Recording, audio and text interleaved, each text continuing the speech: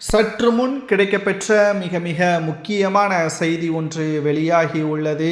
அதிமுகவின் முன்னாள் அமைச்சர் ஜெயக்குமார் அவர்கள் அந்தர்வல்ட்டை அடித்துள்ளார். அதிமுகவில் இருந்து நீக்கப்பட்ட செங்கோட்டையன் அவர்கள் எந்த கட்சியில் இணைந்தால் எங்களுக்கு என்ன என்று பேசியுள்ளார். எலிக்கு தலையாக இருப்பதை விட புலிக்கு வாளாக இருந்து விடலாம் என்றும் அவர் பதிவு செய்துள்ளார்.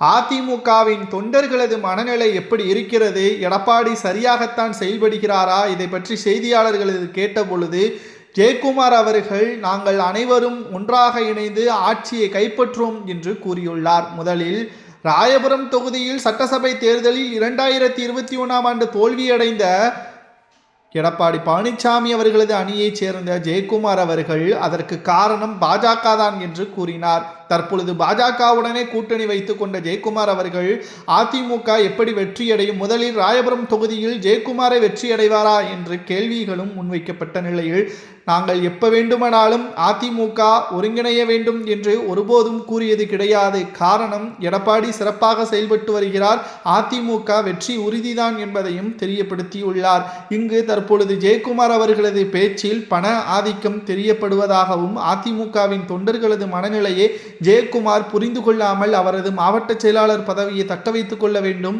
வருகின்ற சட்டசபை தேர்தலில் தான் கேட்கக்கூடிய தொகுதியை ஒதுக்கீடு செய்ய வேண்டும், தனது மகனுக்கும் இடம் கேட்க வேண்டும் என்று ஜெயக்குமார் அவர்களது இந்த முடிவின் காரணமாகத்தான் எடப்பாடியை எதிர்க்காமல் இருக்கிறார்.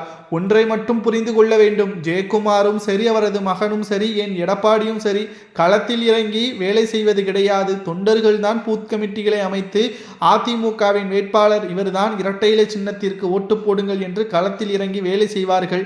அப்படிப்பட்ட தொண்டர்களது மனநிலை எப்படி இருக்கிறது, கட்சி ஒருங்கிணைய வேண்டுமா வேண்டாமா என்பதை ஜெயக்குமார் அவர்கள் புரிந்து கொண்டு செயல்பட வேண்டும் என்று ஜெயக்குமாருக்கு எதிராகவே தற்பொழுது கருத்துக்களும் பதிவு செய்யப்பட்டு வருகிறது.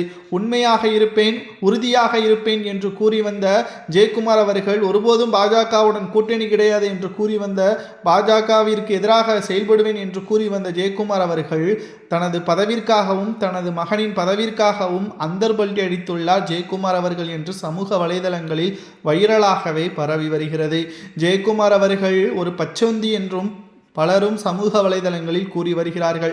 ஆனால் உண்மையான தொண்டர்கள் கமெண்ட் வாயிலாக கூறுங்கள். செங்கோட்டையன் அவர்கள் கட்சியிலிருந்து நீக்கப்பட்டதற்கு ஜெயக்குமாரும் ஒரு வகையான காரணம். செங்கோட்டையனுக்கு ஆதரவாக பலரும் வருவார்கள் என்று அவர் கூறிதான் அவர் செய்தியாளர்களது சந்திப்பையே ஏற்படுத்தினார். ஆனால் செய்தியாளர்களது சந்திப்பிற்கு பிறகு ஜெயக்குமாரோ அல்லது இன்னும் சில மாஜி அமைச்சர்களோ அவருக்கு ஆதரவுகள் தெரிவிக்காததுதான் அவரை தாவைக்காவில் இணைக்க வைத்தது என்று தொண்டர்கள் கூறுவது சரியா தவறா என்பதை கூறுங்கள்.